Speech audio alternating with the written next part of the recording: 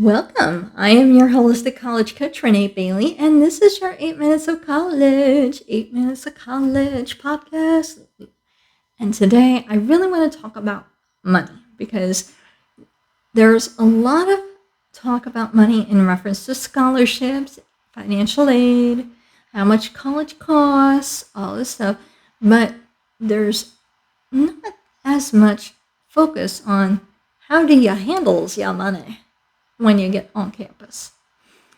I want to talk about that, and I also want to talk about special documents that you may need or want to have and how to take care of them while you're on campus. So let's jump in with both feet into this topic.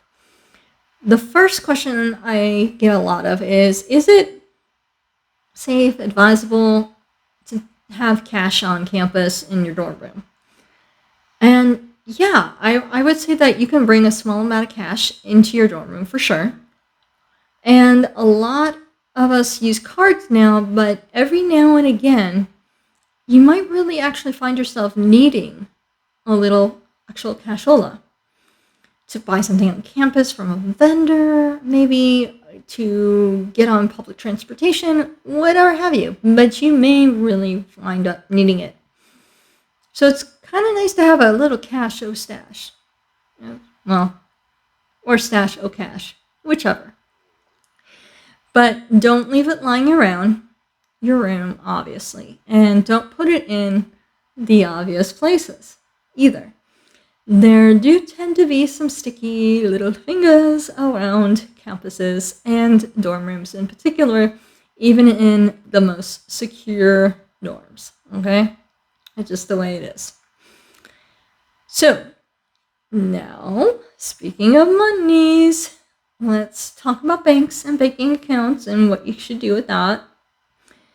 When you're going to a new city, a new area for college, you may find yourself wondering, like, what do I do for my bank? Is my bank there? Da-da-da-da, all this. Even if you're staying in the same town you grew up in, I kind of feel it's important for you to have your own bank account. It's your chance to start owning up to the responsibility of money while you're on campus, right? This is the time, if you haven't already done so, to kind of financially separate yourself out and apart from your parents. It's absolutely wonderful, a blessing if they want to support you. That's great. Absolutely. But it's kind of time to grow up as well. So take some responsibility for managing your own money by making sure that you have your own account and you're using it properly. Make sure that if it's a big bank like Wells Fargo, Chase, Bank of America, whatever you have, that there's a branch easily accessible via walking from campus, and check and see if there are some ATMs for that bank at the student union or wherever you frequent on campus, because it's always good to know where you can get your bank account access. Okay? All right.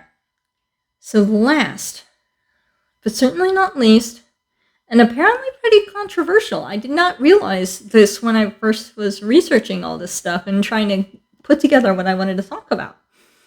But I found out that there's a lot of controversy about giving students their special documents or their important documents, whatever you want to call them. So I saw some back and forth over this on a parents group in Facebook. I was a little bit baffled by it. It was about whether or not parents should allow students to take their social security cards, birth certificates, things like that with them to college. I thought to myself, of course you do. They're their documents. Some parents, though, and there were a lot of parents who, I shouldn't say some, it was actually a good portion of the parents, said, no, you don't give them their documents because they don't think students are responsible enough with them. I was baffled qualify that because I totally disagree. Students can be very, very responsible with these sort of things. And how are students supposed to become more responsible with them if you don't allow them the chance to take care of the documents? What does that, how does that make sense? Plus, as I said, as a student, these are your documents, not the parents. So it's not like the parents have control over these documents. They're yours. You will need them on campus too if you want to do work study or if you want to go ahead and get a job at a place close to campus, things like this. You may need them even during orientation to get registered. So you should have them available to you. But my young Padawans, with great power comes, that's right, great responsibility. So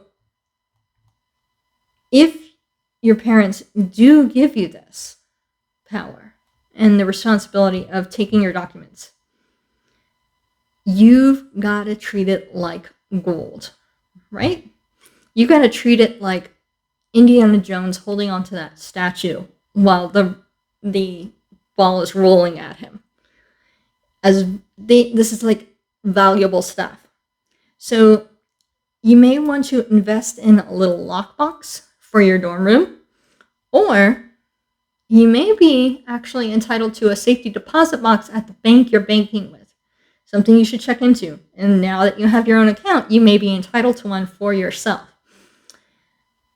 You don't want these sorts of documents in your wallet necessarily, obviously. And I think a lot of people would kind of think duh about this, but you don't necessarily want them in your wallet because of the risk of theft, okay, and loss. You don't want to lose these documents, so you want to treat them like gold, like they are. And I think that pretty much covers things. What do you guys think? I think that was some pretty good advice. I'm pretty happy with myself right now for giving that to you. I hope you guys have enjoyed it. And that's your 8 Minutes of College by me, Renee Bailey. And we will see you next time. Mwah!